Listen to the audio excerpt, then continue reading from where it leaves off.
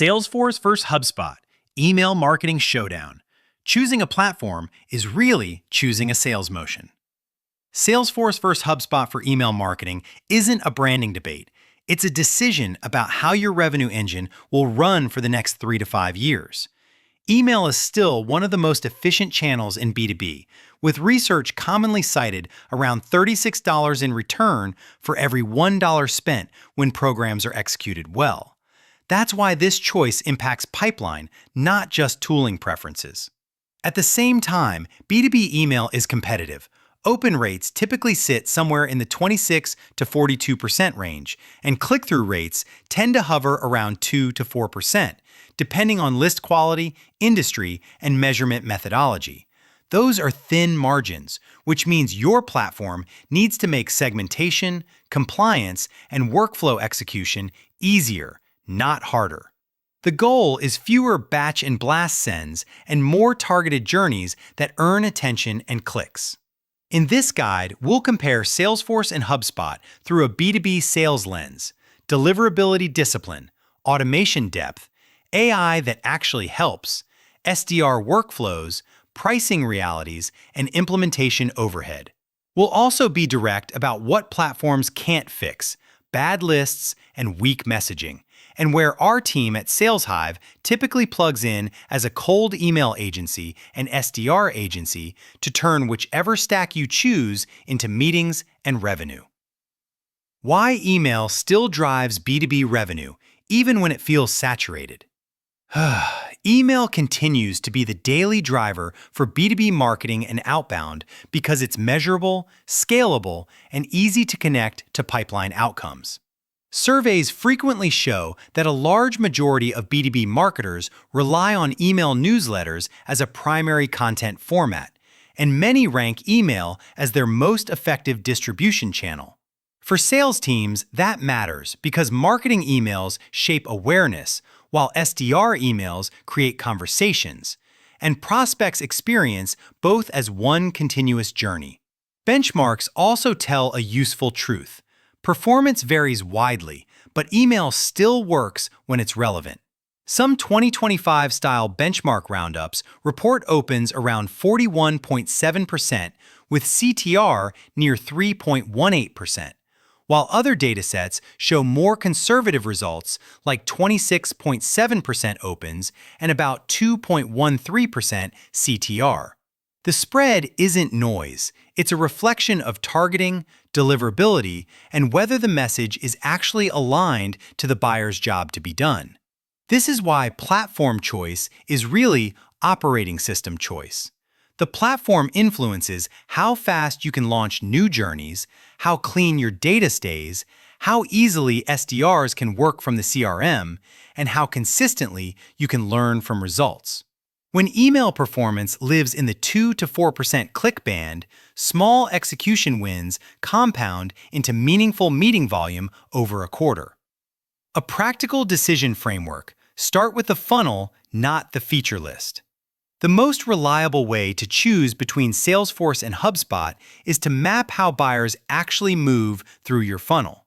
If you run long, multi-stakeholder enterprise deals with complex data, multiple regions, or multiple brands, Salesforce Marketing Cloud and account engagement tend to map more naturally to that reality. If you're running high-velocity outbound with a lean team, HubSpot's speed to value and unified experience usually gives SDRs more leverage day one. We also recommend judging each platform by how well it aligns SDR sequences with marketing nurtures. The biggest revenue lift rarely comes from an AI button. It comes from orchestrating the handoffs. When someone clicks a content CTA, what is the next sales touch? When does it happen? And where is it logged? Especially if you're working with sales outsourcing, an outsourced sales team, or a B2B sales agency that needs consistent fields and reporting. Use the table below as a fast fit check. It's intentionally focused on motion and operational reality rather than long feature checklists. Salesforce for email marketing, enterprise power with real implementation gravity. When people say Salesforce email, they can mean very different things. Sales Cloud email activity, Sequence cadence tooling, Marketing Cloud engagement for enterprise messaging, or Marketing Cloud account engagement for B2B nurturing and scoring. That flexibility is Salesforce's superpower, but it's also why teams feel the stack can be fragmented if integration, campaign attribution, and field ownership aren't designed up front. If you skip that design work, you'll end up with competing dashboards and a lot of internal debate about what worked. Where Salesforce shines is deep segmentation and complex journey logic tied to CRM reality. If you need to segment by account hierarchy, region, product line, or nuanced lifecycle behavior, Salesforce can support that with far more governance than most stacks. And on the AI front, Einstein capabilities are built to help with optimization work like send time recommendations and engagement-driven insights, especially at large scale where small improvements produce large downstream gains. The trade-off is cost and complexity, not just licenses, but admin and ops time. Public pricing references often put Marketing Cloud engagement packages in the low thousands per month, for example around $2,000 plus/org per month ranges, depending on edition, while account engagement commonly starts around $1,250 per month for entry tiers and scales with contacts and functionality. In practice, most teams that succeed with Salesforce for email treat implementation as a real project, not a side task, and budget for the people who will keep it healthy after go live. Pick the platform that matches how your buyers buy and how your SDRs work. Then commit to deliverability, clean data, and tight handoffs, because no tool rescues a broken process. HubSpot for email marketing, faster execution, and a more unified day-to-day workflow. HubSpot's advantage is that email, automation, and SDR execution tend to feel like one system. Marketing emails and nurtures live in Marketing Hub, while sequences and tasking live in Sales Hub, but they share the same CRM objects and reporting surfaces. For many growth teams, that reduces friction. The person building workflows can see the same lifecycle stages the SDR uses, and the SDR can see the same engagement signals marketing is acting on. Pricing is often easier to reason about at the low and mid-market. Public references commonly place Marketing Hub Professional around $800 a month, often with onboarding requirements, and Enterprise around $3,600 a month, with starter tiers substantially cheaper for basic needs. For teams trying to prove ROI quickly, that cost profile plus quicker setup can be the difference between live in weeks and stuck in implementation. HubSpot's AI features also aim to remove busy work, drafting email copy, generating subject line options, or suggesting send time improvements, while keeping workflows approachable. The practical win is not that AI replaces strategy, it's that it speeds up iteration so your team can focus on ICP clarity, messaging, and offers. If you're running with an outsourced sales team, a sales development agency, or even a cold calling agency alongside email, HubSpot's unified activity logging can make coaching and reporting simpler. Deliverability and list hygiene, the discipline that makes either platform work. Deliverability is where expensive software goes to die if nobody owns it. Both Salesforce and HubSpot can land you in spam if you send to poor lists, ramp volume too fast, ignore bounces, or skip authentication basics like SPF, DKIM, and DMARC. When opens commonly sit between 26 to 42%, every lost point of inbox placement has a direct cost in replies and booked meetings.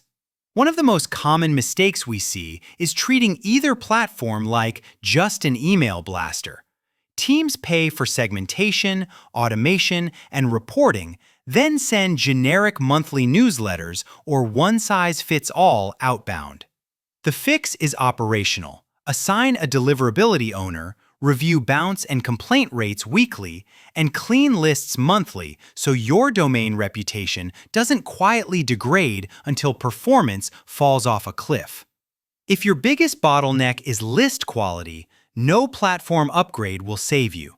This is where we often support teams as a B2B sales agency, pairing rigorous ICP filters with B2B list building services, message testing, and disciplined sending practices. Whether you run the work in-house or with a partner, treat list building services and deliverability monitoring as first-class operations, not marketing chores. Avoiding the big platform mistakes that kill adoption and pipeline. A costly mistake is choosing Salesforce or HubSpot purely based on marketing's wish list or IT's preference. When that happens, you get a tool that excels at campaigns but frustrates SDR workflows, or a sales-first setup that can't support proper nurtures and attribution. The solution is to design your prospect journey end-to-end, with sales at the table.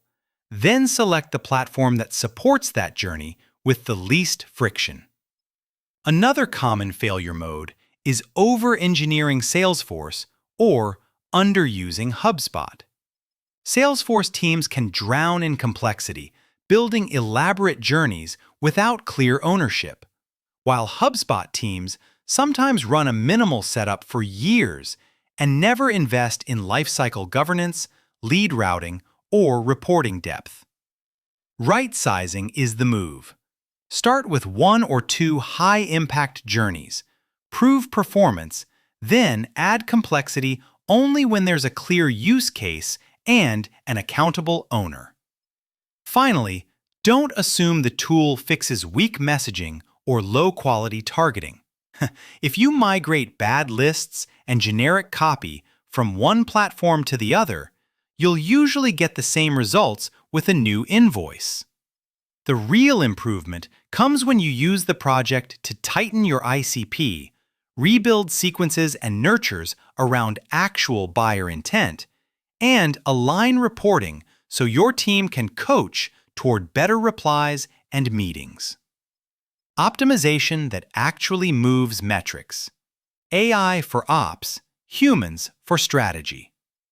Both ecosystems are investing heavily in AI, but the right way to think about it is simple. Let AI handle the boring parts, not the strategy. Use it for subject line testing, send time optimization, segmentation suggestions, and faster draft generation. Then, keep positioning and offer decisions in human hands. If your program is chasing a 2 to 4% CTR reality, the biggest gains usually come from message market fit and clean segmentation, not a new feature toggle. To keep execution grounded, set benchmark targets by campaign type and review them in a weekly sales or marketing sync. The point isn't to worship benchmarks. It's to create a shared scoreboard so both teams can see when deliverability, targeting, or CTAs are slipping. A simple target framework also makes it easier to evaluate vendors, sequences, and landing pages without opinion wars. From there, optimize like a revenue team.